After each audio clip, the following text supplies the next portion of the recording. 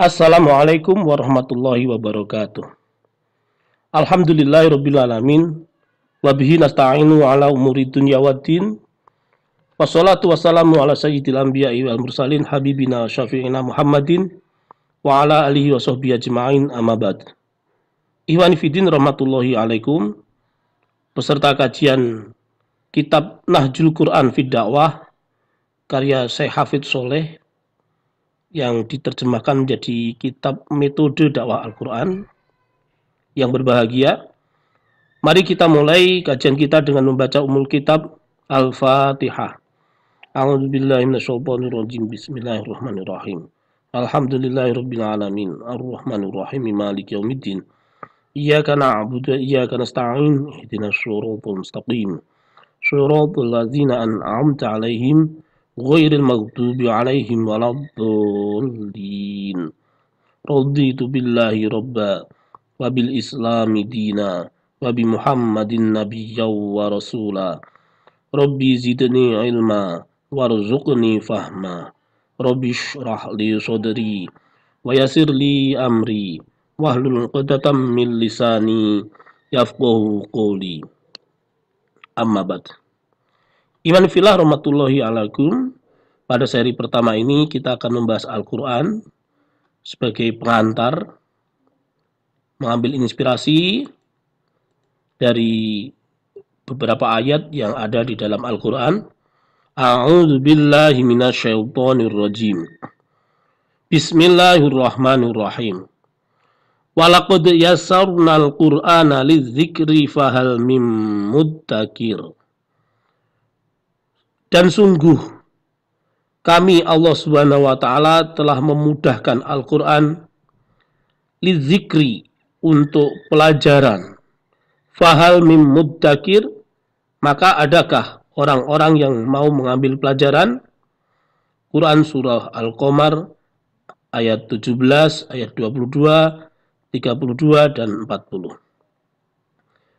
Di ayat yang lain surah Al-Isra ayat 9 Allah berfirman, A'udzu billahi minasyaitonir rajim.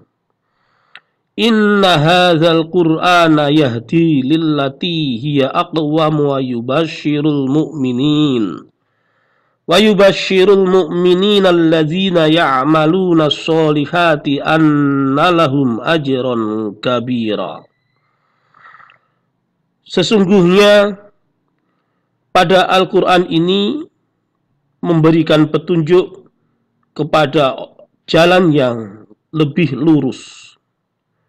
Dan Al-Quran ini memberi kabar gembira pada orang-orang yang beriman.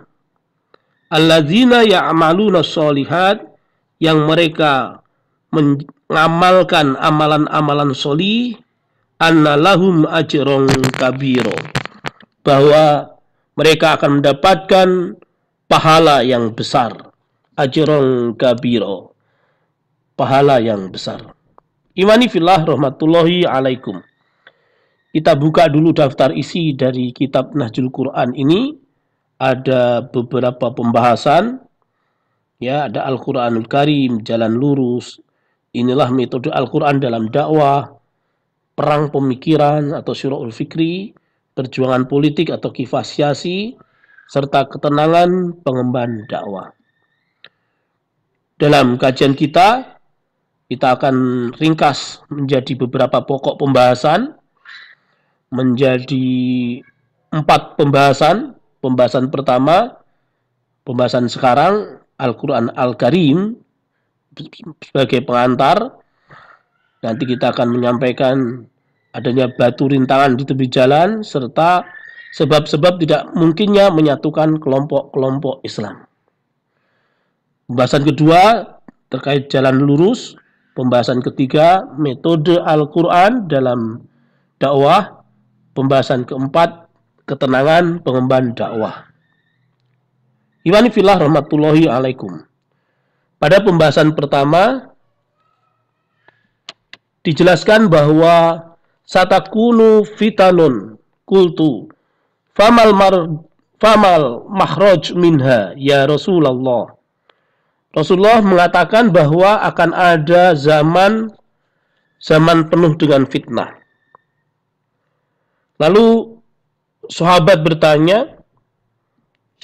Ali bin Abi Thalib bertanya, "Wamal makhraju minha?" Lalu bagaimana harus keluar dari zaman fitnah itu? Jalan keluarnya bagaimana? Solusinya bagaimana? Qala Rasulullah SAW, kitabullahi wa kitabullahi. Rasulullah menyebutkan kitab Allah, Al-Quran. Maksudnya suruh megangi Al-Quran benar-benar.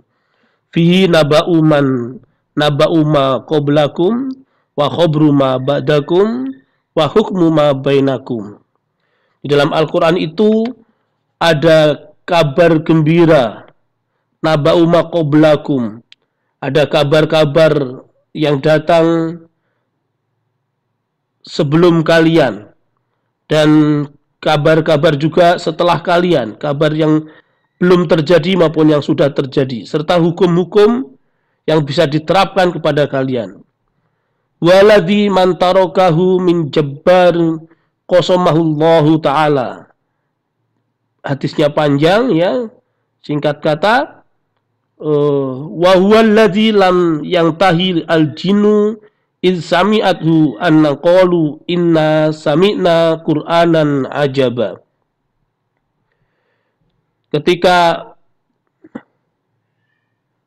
Ketika jin mendengarkannya, jin tidak akan berhenti untuk mengatakan inna sami'na Qur'anan ajaba. Sesungguhnya kami mendengarkan Al-Quran ini sangat menakjubkan. Ini ayat yang ada dalam Quran surah Jin ayat 1. Inna sami'na Qur'anan ajaba. Ketika jin mendengarkan Al-Quran ini selalu dia mengatakan inna sami'na Qur'anan ajaba. Rawahu ad-Darimi fi Fadailil Quran.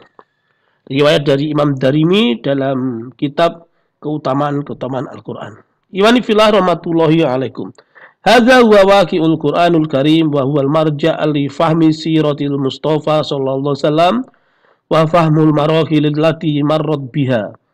Al-Quran ini adalah realitas ya yang bisa dijadikan referensi untuk memahami sirah Rasulullah sallallahu alaihi wasallam dan memahami tahapan-tahapan yang Rasulullah berjalan pada tahapan-tahapan sirah tersebut. Kana la budda min tahri tartibid nuzuli li ma'rifati hadhil marahil mundu bad'i nuzulil wahyi ila an intaqala Rasulullah sallallahu alaihi wasallam ila rafiqil a'la. Jadi karena itu memang harus dilakukan analisis terhadap urutan-urutan turunnya ayat untuk mengetahui fase-fase sejak permulaan turunnya wahyu hingga Rasulullah SAW intaqala ila rafiqil a'la. Rasulullah SAW berpindah menuju tempat yang tinggi, menuju keharibaan Allah Subhanahu wa taala, zat yang maha tinggi. Rasulullah SAW yubayyinu linnas ma yanzulu ilaihim mubayyanatan lil kitabi wa mawdihatan li ma'anihi wa mufassalatan li mujmalihi mislu bayani adadi raq'atan salat wa kaifiyatiha. Jadi Rasulullah SAW menjelaskan kepada kita umat manusia apa saja yang telah diturunkan kepada mereka, sehingga as-sunnah yang agung ya, hadis Rasulullah SAW itu mendeskripsikan Alkitab, menjelaskan makna-maknanya, mendeskripsikan keumumannya, keglobalan maknanya, seperti menjelaskan jumlah rakaat sholat dan tata caranya, hukum-hukum ya yang lain ya yang tidak disebutkan di dalam Al-Quran, yang tidak dinyatakan secara sharih dalam Al-Quran. Jadi Al-Quran itu wahyu jelas, lafaz dan maknanya wahyu. Kalau hadis itu wahyu dari sisi maknanya saja, lafadznya dari Rasulullah SAW. Iwani fillah rahmatullahi alaikum. Al-Quran adalah kalamullah yang diturunkan kepada Nabi SAW sebagai mukjizat yang sampai ke kita secara mutawatir dan membacanya dianggap ibadah. Kajian tentang Al-Quran sudah sangat banyak dilakukan oleh para ulama dari dulu sampai sekarang. tafsir takwilnya, asbabun nuzulnya, maki madani, khosoisul Quran, balaghatul Quran, ayat ahkam dan lain sebagainya. Tapi kajian mengenai Al-Quran seiring dengan sirah Nabi SAW dan pergumulannya dalam dakwah dari Mekah sampai Madinah belum pernah ada kecuali dalam kitab ini. Memahami sirah Nabi SAW sebagai metode untuk mengemban dakwah yang dikaitkan dengan ayat-ayat Al-Quran. Dengan kata lain, memahami sirah mengikuti tema pembahasan Al-Quran serta urutan-urutannya yang sesuai pada saat ayat tersebut turun. Sirah Rasulullah SAW yang dikaitkan dengan turunnya ayat Al-Quran di Mekah sampai Madinah hingga beliau SAW wafat tergambar secara sederhana dalam diagram berikut. Jadi ada garis vertikal perjalanan Rasulullah dari Mekah sampai Madinah, ada titik merah itu sebagai tanda hijrah, serta ada garis horizontal di mana mengikuti perjalanan waktu. Selama di Mekah, Rasulullah menerima wahyu berupa Al-Quran sebanyak 86 surah. Sementara di Madinah, Rasulullah menerima Al-Quran sebanyak 28 surah. Ada proses taskif, tafa'ul, tadbik. Iwani fillah rahmatullahi alaikum. Batu terjal ada di hadapan.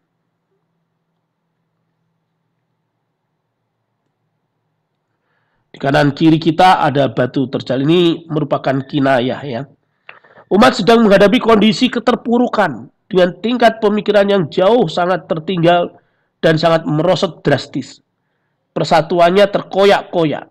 Fitnah sekulerisme mengakibatkan pendidikan bercorak materialistik, budaya hedonistik, ekonomi kapitalistik, politik oportunistik, tata sosial individualistik, dan yang lain sebagainya. Jika digambarkan peta perjalanan umat dalam sebuah grafik, maka kondisi umat sekarang berada di bawah garis horizontal, sebagaimana tampak dalam gambar berikut, ya.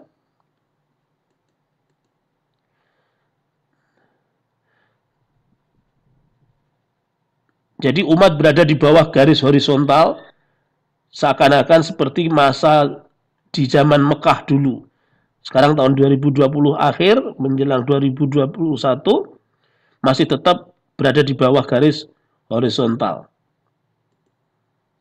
Seruan untuk menyatukan umat agar melebur dalam satu jamaah saja, atau satu kelompok saja, atau satu partai, satu kutlah, dan sebagainya, telah menyibukkan mereka dalam waktu sekian lama dan hampir-hampir tidak terdengar lagi kecuali menurut ini, menurut itu, kata si A, kata si B, begini, si Fulan berkata begitu, menurut Ustadz ini begini, dan seterusnya, dan seterusnya. Sehingga kemudian tidak ada satu kata, melainkan kata menurut A, menurut B, dan seterusnya, dan seterusnya. Seruan kepada kaum muslim yang mukhlis bahwa menyatukan umat dengan kerangka berpikir seperti itu adalah mustahil. Disinilah kaidah ikhtilaful ummah rahmah itu berlaku. Bahwa memang ikhtilaf itu memang ada sejak zaman Rasulullah SAW dulu sampai sekarang itu ada. Maka kita bagaimana mengetahui proporsionalitasnya ikhtilaf itu seperti apa. Itu penting sekali. Beberapa sebab mustahilnya menyatukan. Ya. Sebab ketidakmungkinan menyatukan kelompok atau jamaah atau partai Islam itu adalah sebagai berikut. Yang pertama, karena memang faktanya nas-nas yang mengandung lebih dari satu makna. Ada sumber dan maknanya qot'i, Al-Quran dan hadis mutawatir. Ada sumber dan maknanya zoni, ada khobar dan hadis ahad. Sumber qot'i makna zoni, ya, misalnya Al-Maidah ayat 6. Sumber zoni makna qot'i, ini yang misalnya hadis-hadis kemudian hampir-hampir hadis khilafah ini yang maknanya qot'i. Meskipun hadisnya hadis ahad. Satakunun nubuwatu fikum masyaallah antakun itu. Kemudian juga adanya perbedaan potensi sumber daya manusia. Perbedaan kecerdasan antara Abu Bakar, Umar dengan Bilal bin Rabah jelas berbeda kecerdasannya. SDM sekarang pun juga begitu. Kecerdasan antara Ustadz A dengan Ustadz B pasti berbeda. Perbedaan kemampuan jasmani dan perbedaan informasi awal atau pengetahuan yang masuk kepada mereka. Serta adanya perbedaan memahami sirah Rasulullah Sallallahu Alaihi Wasallam. Nah, Iwani fillah rahmatullahi alaikum, ini tadi pengantar dari kajian kita bahwa dalam rangka memahami Al-Quran untuk membaca sirah Rasulullah Sallallahu Alaihi Wasallam, kita menghadapi batu terjal di kanan kiri, kendala-kendala. Namun ketika kita tahu bahwa itu sebuah keniscayaan, kita bisa bersikap bijak bahwa khilaf itu realitas, tetap kita harus bisa mendudukkan pada tempatnya khilaf tersebut. Al-afu minkum, demikian yang bisa saya sampaikan. Assalamualaikum warahmatullahi wabarakatuh.